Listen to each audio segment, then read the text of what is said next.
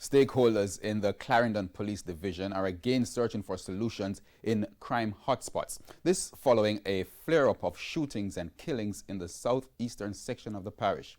The crime wave comes despite the ongoing state of emergency in Clarendon. TVJ's Dwayne Anderson has that report. The 7 Mile Street community is still tense. Those faded blood marks, as well as closed business places, are reminders of the hostilities that took place hours ago. This community and the wider Hayes community has become the center of increased gangland activities. In a total, 5 persons have been shot in the area within the last few days. 3 of those persons died from their wounds. Don't want a repeat of 2019 when we have multiple shootings. And I'm saying again that, we know what can happen within the year. We have seen it. History is there to guide us. The violence has prompted a response from the security forces, increased police patrol in the area.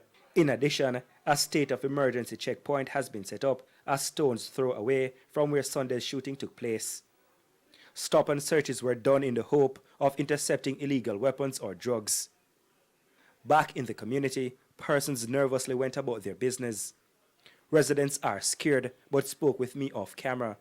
One resident suggested more social intervention programs. Enough of the youth them now go to school and drop out of school and them turn to crime. See? And the mother them come like them only in the evening they see them when bedtime or certain time. So they need to do a house thing. Check Miss Jane, ask Miss Carol how much children she have, and we are there right now. Are they in school? You see the police thing? We need a police club with a facility where do training like football, cricket, name the sport, track and field. Them little thing there, and you get them youth there. You make them compete on weekend, on Saturday. Yeah?